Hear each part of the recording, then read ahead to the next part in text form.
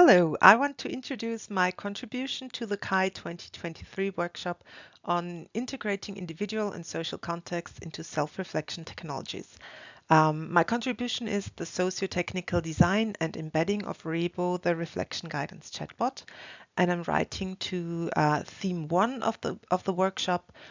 What individual and social contexts should HCI researchers consider while promoting reflection? My name is Wolfbauer. I'm a PhD student at Graz University of Technology in Austria, and I'm also a researcher at No Center in Graz in the area of technology enhanced learning. Firstly, let me introduce Rebo, the reflection guidance chatbot for apprentices, with this short example interaction. Rebo guides apprentices to reflect on a work and learning experience, taking into consideration various aspects of reflection.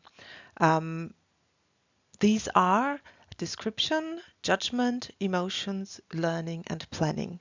In this example interaction, you can see how an apprentice interacts with Rebo and how Rebo follows up with some adaptive turns in order to help the apprentice reflect on the learning experience.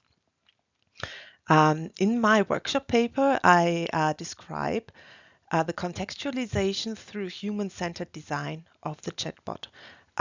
In order to design a successful computer-mediated learning intervention, it's important that the target group's working and learning contexts are at the center of the design process. I started out with meeting the apprentices and the apprenticeship supervisors and getting to know the domain I designed for.